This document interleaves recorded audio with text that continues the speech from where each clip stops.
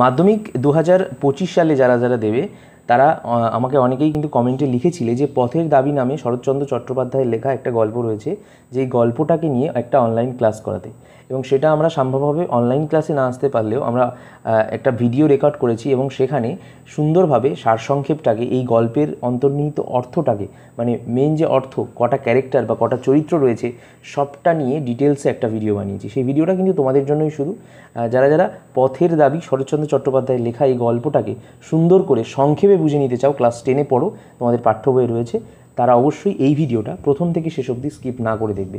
ভালো লাগলে একটি লাইক করবে, চ্যানেলে প্রথম হলে চ্যানেলটিকে সাবস্ক্রাইব করে পাশে নোটিফিকেশান বেল আইকনে প্রেস করে রাখবে, যাতে এই ধরনের এডুকেশনাল বিভিন্ন ভিডিও তোমরা সবার প্রথমে পেয়ে যাও। মাধ্যমিক 2025-এর এরকমভাবে বাংলা এক একটা চ্যাপ্টার গল্প কবিতা নিয়ে বোঝানো চলছে, এরকমভাবে কিন্তু অন্যান্য বিষয় যেমন রয়েছে ইংরেজি, এর পাশাপাশি ভূগোল, ইতিহাস, প্রতিটা চ্যাপ্টার ভিত্তিক কিন্তু সমস্তটাই পড়ানো হবে। এর পাশাপাশি এই চ্যানেলের মধ্যে প্রতিটা চ্যাপ্টার ভিত্তিক সাজেশন প্রশ্নপত্র বোর্ডেও আলোচনা করে দেবো আমরা ভিডিওতে। সেটা এখনও অনেক দেরি রয়েছে, কারণ পরীক্ষাও অনেক দেরি রয়েছে। সেকেন্ড টার্মের আগে যে যে চ্যাপ্টারগুলো গুরুত্বপূর্ণ সেকেন্ড টার্মে রয়েছে সেটারও প্রশ্নপত্র দিয়ে দেবো। আজকের এই ভিডিওতে পথের দাবি থেকে যা যা আমরা বলছি, পথের দাবি থেকে শুনে নাও, ভালো করে গল্পটা মনোযোগ সহকারে দেখে নাও। পথের দাবি শরৎচন্দ্র চট্টোপাধ্যায়, তার সারসংক্ষেপ, গল্পটার অন্তর্নিহিত অর্থ সংক্ষেপে বুঝে নাও। সব্যসাচী মল্লিক ওরফে গিরিশ মহাপাত্রের চেহারা, পোশাক, পরিচ্ছদ ইত্যাদি পরিচয় প্রথমে কিন্তু আমরা দিতে চলেছি। পুলিশ স্টেশনে ঢুকে অপূর্ব দেখল সামনের ঘরে মোট ঘাট নিয়ে কয়েকজন বাঙালি বসে আছে। জগদীশবাবু তাদের তোরঙ্গ ও পোটলাপুটলি খুলে দেখতে শুরু করেছেন। সন্দেহভাজন লোকটিকে একটি ঘরে আটকে রাখা হয়েছে। এরা সকলেই কিন্তু উত্তরবঙ্গে বর্মা অয়েল কোম্পানিতে তেলের কারখানায় মিস্ত্রির কাজ করছিল। জল হাওয়া সহ্য না হওয়ায় রেঙ্গুনে এসেছে। এদের জিনিসপত্র পরীক্ষা করার কাজ শেষ হতে ছেড়ে দেওয়া হলো। পুলিশের বড়বাবু নিমাইবাবুর সামনে আটকে রাখা রাজনৈতিক সন্দেহভাজন লোকটিকে হাজির করা হলো। ফর্সা রং, এর রোদে পোড়া তামটে হওয়া লোকটি কাস্তে কাস্তে এলো। বেশ রোগা, 30-32 বছর বয়স হবে। কাশির তোড়ে হাঁপাচ্ছে, যেন কি এক দুরারোগ্য রোগে আক্রান্ত। কিন্তু দু চোখের দৃষ্টি অদ্ভুত। তার ক্ষীণ প্রাণশক্তিটুকুও দৃষ্টির অতল তলে এমনভাবে লুক্কায়িত যে মৃত্যু প্রবেশ করতে সাহস পায় না। তার বেশভূষার বাহার ও পরিপাট্য দেখে নিমাইবাবুর বক্তব্য হলো, বাবুর স্বাস্থ্য গেলেও শখ কিন্তু 16 আনা বজায় আছে। মাথার চুল বিচিত্র ভঙ্গিতে কাটা, মাথার চেরা সিথির চুল নেবু তেলে নিষিক্ত।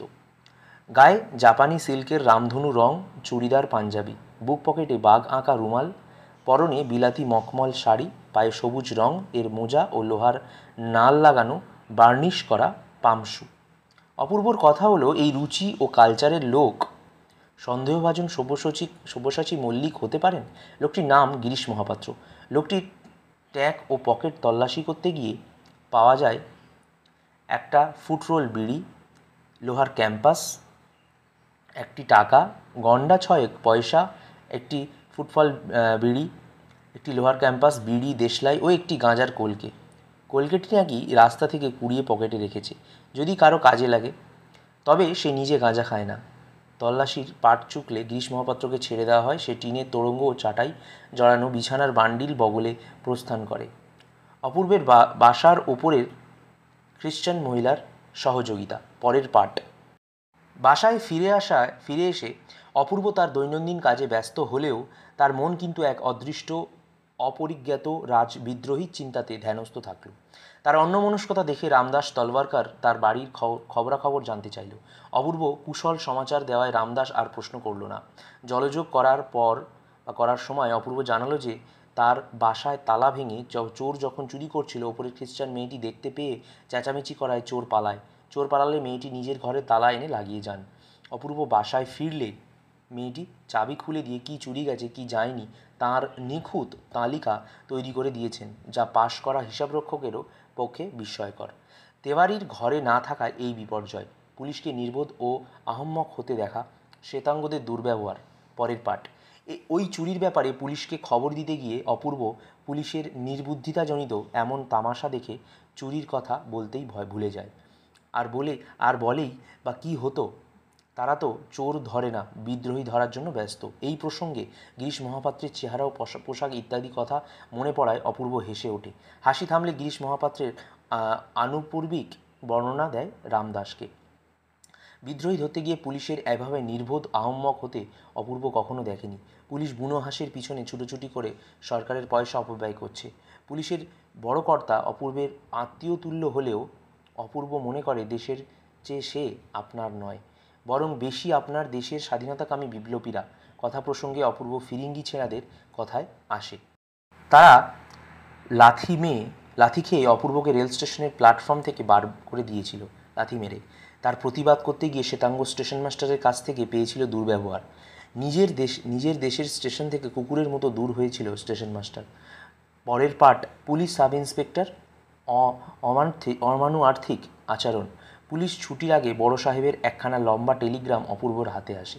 তাতে বলা হয়, ভামসহ বর্মার বিভিন্ন জায়গায় অফিসে সে বিশৃঙ্খলা চলছে, অপূর্ব তা যেন দেখে আসে। এই নির্দেশে অপূর্ব খুশি হয়।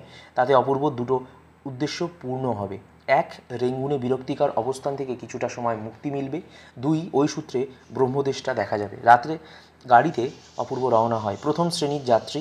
নির্জন কামরার শান্তিতে ঘুমিয়ে নিশিযাপন হতে অপূর্ব ভেবেছিল, কিন্তু পুলিশের লোক 3বার তার ঘুম ভাঙিয়ে তার নাম, ধাম ও ঠিকানা সংগ্রহ করে। প্রতিবাদ করায় সাব ইন্সপেক্টরের জবাব, অপূর্ব তো ইউরোপিয়ান নয়, রেলের কর্মচারীও নয়, ইচ্ছে করলে অফিসার তাকে টেনে নিচে নামিয়ে দিতে পারেন। তো এখানেই গল্পটা সমাপ্তি হয়। আমরা পুরো গল্পটাকে তার সারাংশ অনুযায়ী এবং সমস্তটা বোঝানোর চেষ্টা করলাম এবং টোটাল 3-4টি পার্টে ভাগ করলাম। প্রথম পার্টটা কি? প্রথম পার্টটা আমরা বললাম সব্যসাচী মল্লিক ওরফে গিরিশ মহাপাত্র, প্রধান ক্যারেক্টার, চেহারা, পোশাক পরিচ্ছদ সব কিছু। দ্বিতীয় পার্ট আমরা কিন্তু ভাগ করেছি যে খ্রিশ্চান মহিলাটা, অপূর্বর বাসার উপরে যে খ্রিশ্চান মহিলা, তার সহযোগিতা। তৃতীয় পার্ট আমরা কিন্তু ভাগ করেছি পুলিশকে নির্বোধ ও আহম্মক হতে দেখা শ্বেতাঙ্গদের দুর্ব্যবহার। এবং চতুর্থ পার্ট ভাগ করলাম বা সর্বশেষ পার্ট ভাগ করলাম পুলিশ সাব ইন্সপেক্টরের অমানুআর্থিক আচরণ। গল্পটাকে এই 4টি ভাগে ভেঙে তোমাদের সংক্ষেপে বোঝানোর চেষ্টা করলাম। আশা করি তোমরা বুঝে গিয়েছো। ধন্যবাদ।